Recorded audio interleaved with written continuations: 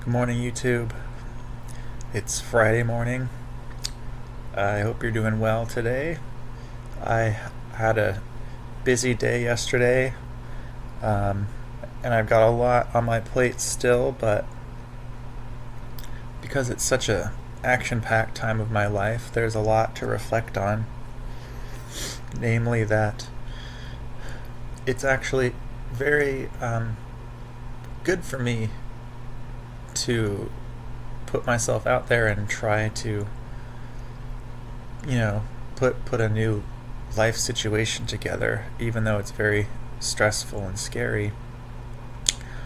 Um, I went. I had kind of a stressful outing too because I got some directions that were wrong, and then I got some directions that were um, kind of a little bit wrong, and so I walked too far, and it was kind of hot and whatever. I get frustrated when I'm out and about, and my body is pushed past its point of tiredness, and I can't just like immediately rest. It's something that we all deal with, but over the years, I was just so grossly uncomfortable at work all day, every day, highly anxious, sick to my stomach, ashamed of myself, and paranoid that other people are looking down on me and thinking I'm not good at my job. And it takes a physical toll, and as an autistic person, that would often lead to meltdowns. Now, here's the interesting thing. I heard some advice recently from someone that I don't think is autistic. They don't advertise themselves as such, and I can't even remember who it was, but it was a YouTuber talking about how they learned that putting yourself into the difficult situations more and more actually allows your brain, your body to adjust, and what was once scary and overwhelming becomes normal and you adjust to it. And this is an idea I'm familiar with. About 10 years ago, my best friend and I used to live in California. He was feeling similarly to how I feel, which is burnt out. And we both were thinking about how we wanted to move away from the city into the woods and have a quiet life. And then he showed me this article about this concept of not shying away from the stress, but putting yourself into it. And it made sense to him, and he thought it would make sense to me, and it kind of didn't. But it worked for him, and he created his own business. He's a coder, and he was sat in his closet for years coding, and he has this business partner, and they made some kind of a company that seeks out ethical advertisers for different products or something like that. And they have a bunch of employees based in like Croatia or something. At least that's what it was when I talked to him like 6 or 8 years ago. And he built a life for himself. And I never really shied away from the stress per se. I was also going hard. I went to grad school while I was working. I didn't take a break to go to school. I didn't have any financial aid or anything like that. So I was burning the candle at both ends too, but I burnt out, and I couldn't physically muster the brain power to complete my final assignments at the end of my second year. I would just stare at the prompt, and I couldn't think of anything. And then I even got extensions on the assignments, and I still couldn't make my brain think of anything. So that's just how it went. That was around the time the pandemic started, and everything moved over to Zoom, and we didn't go to in-person classes anymore. And I'm not sure if that contributed, but it was interesting that I was at this extreme period of burnout, and then the pandemic happened, and I kind of like couldn't go back to school, and then I didn't have an essential job. I was an ESL teacher, and so I got unemployment or whatever COVID benefit payments, and that was nice. It was very nice to not have to work, but to still receive an income that was actually more than I'd ever earned as a worker, ever in my entire life. um,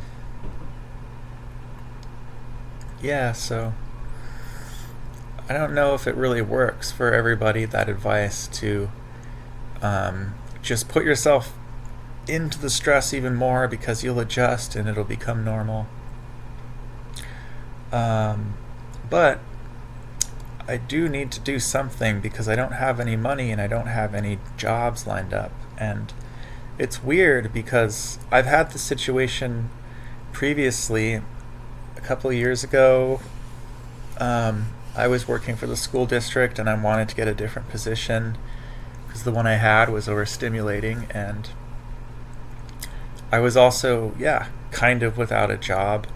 I guess they would have taken me until I told them I was hired somewhere else, but so it was a little different. But I am applying for school district jobs, and I've been rejected for 2, and I haven't heard back from all of the rest, which is like 6 jobs. And there's a limited number of school district jobs that I even qualify for. And it's just kind of strange that I'm not hearing back from any of them. It just feels like my life is changing, and I'm reluctant for that. But like I said at the beginning, all this stuff has actually kind of been good for me. Yesterday I felt so happy, actually, being on the bus, riding back home from trying to find work, and then I went to an autism support group at the nearby peer support center, and that was fantastic. I had a great time, and I felt seen and understood by the also autistic facilitator, and they said that they would look up job resources for me for next week. So they also gave me the idea to apply for unemployment benefits, which, because of the pandemic, I had previously, and I tried to log into my account, but my old email address is no longer active, so I have to call them and get them to fix my account, and they're so busy that they just hung up. Their automated thing just told me to call back later. So I don't know. I could also go to another staffing agency today or on Monday. But I also need to go to the food bank today because I'm not buying food, and I do live near the local food bank, and I've been surviving pretty much entirely on all the stuff I got from there, like this apple. And it's really interesting because diet has been a huge struggle for me.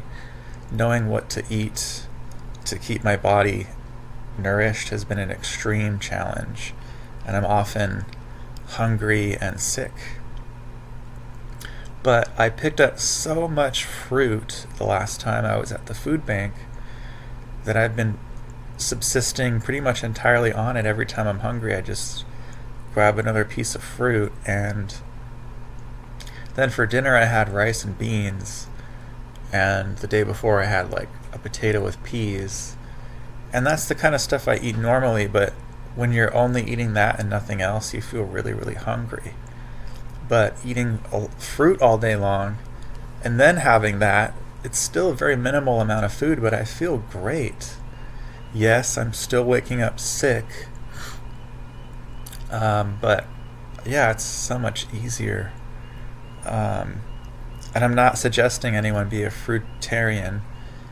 I heard that, I guess Apple Company got the name because Steve Jobs was surviving on apples, but then, he got cancer and had health problems, and his religious beliefs made him refuse healthcare until it was too late and all this. So people look at him as being kind of stupid in that way. Um, and yeah, whenever I hear, it's kind of a popular idea in the spiritual community that fruitarianism is like a high vibration diet. It'll raise the vibration of your body. Things like alcohol lower it, and other heavy foods.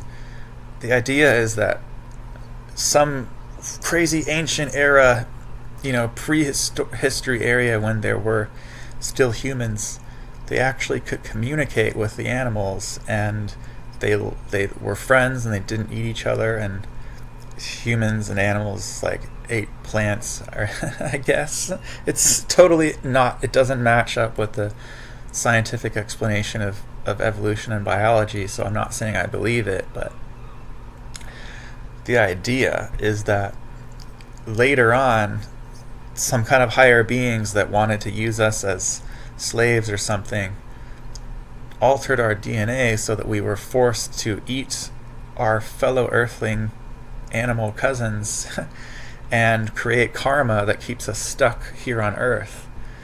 And yeah, I'm not saying it's true. And I'm not recommending anyone be a fruitarian, but I'm just saying that I've been very, very pleasantly surprised, because nothing in my life has worked like this. I eat an apple for breakfast, or a banana, and then I have grapes, and I had a pineapple, and I had a mango, and I'll have an apple with peanut butter, and just whenever I'm hungry. And instead of feeling all exhausted like I thought I would, I didn't. Yes, there were times when I felt kind of lean, and that's why I made myself the rice and beans last night. Because doing that was enough. I feel great now. So anyway, enough about that.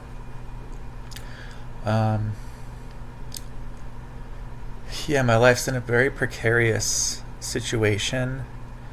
But also, I acknowledged to the crisis counselor that I called yesterday morning that I was looking at my future previously, before all this chaos started happening, and I would just feel this reluctance about not wanting to do anything in my future, and just wanting to stay home and stay comfortable. And even though that's what I wanted, I also knew, because it's such a strong feeling, that that's a dead end. It's a dead end way to live your life. Stagnant. And it is uncomfortable. It's vulnerable to be in this mystery state, but, spiritual folks will often say that that's how you live your life, is you expect, you believe that the universe is aware of you and trying to support you. It is always supporting you, even when you don't recognize it. And in a situation like mine, I would be as open as possible. Take away my narrow ideas about what I can and can't, or will and won't do, and just be open to what life seems like it's inviting me to do. And yesterday I got invited to go check out this place called WorkSource. And I did, and it wasn't exactly what I needed. They directed me somewhere else, but it still was a good thing. I got information. Even just getting out there on the bus amongst the other people. Normally I don't want to do that, but yesterday it felt great. I felt like I was in community. It was really weird. Like, I was seeing people I recognized, because it's a city, but it's kind of got a small town vibe, and I I don't think I have crushes on these people. I'm not like attracted to them, but I'm just looking at these different people and just like, wow, you look so cool. I bet you're so awesome. I would like to get to know you. And like, wow, you also look so cool and interesting. And normally I'm self-conscious and like looking down and thinking like people are gonna hate me and judge me if I look up and they see my face and whatever. So yeah, that was a nice, very different feeling from normal. And I am kind of living in the mystery, and it's more fun. It's exciting, scary, but I do feel some hope. And finally, the thing I'm most excited about is peer counseling training. I found out that it's most likely free because the state wants more peer counselors because they can be useful in a lot of situations similarly to a therapist, but you do not pay them as much as a therapist. And so their program of training is actually really good, and it's free because it's like an investment for the state. So that's great. And the facilitator of the group I went to yesterday told me that peer counseling jobs can earn pretty good, decent money. And you can also work from home. And even if I worked in a peer place like I went to yesterday, that'd be okay because it's a pretty nice controlled environment. It was annoying that they had the vacuum on. My autism group facilitator said that they really don't like the vacuum all day, but other than that, it's a chill job and you get to help people with your experience. And yes, it could be stressful, but for this person was saying that it's actually grounding for them, and it made sense to me. Like, if you have such a complicated personal life experience and you hear other people with also really complicated life experiences, it makes you feel less alone. And because you've faced your own challenges, you have some idea for what it looks like to properly, adequately meet your challenges. And so you don't tell people what to do, but you provide encouragement and kind of guide them to figure out what they want to do.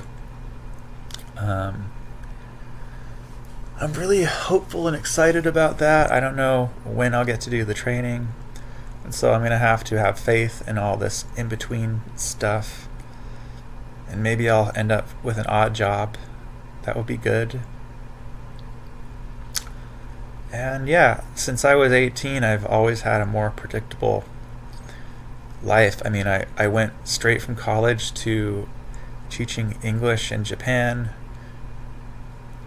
I wasn't good at it. It was very stressful, but it was a job. And then I came back to the States, and right away I got a job teaching ESL. And I stayed with that company for about 8 years. 2 of those years were during the pandemic, but that brought me up until I started teaching at the school, or being a paraeducator for the school district. And that brings me all the way up to now. After 4 years of that, I burnt out and I couldn't go back. So now I don't have any plan for the first time, and it's really scary, but I'm also hopeful and feeling the growthful edge, if you want to put it like that. So yeah, I hope you guys are having a good day. I hope you have a great weekend. I hope you're staying cool. And I'll see you next time. Bye.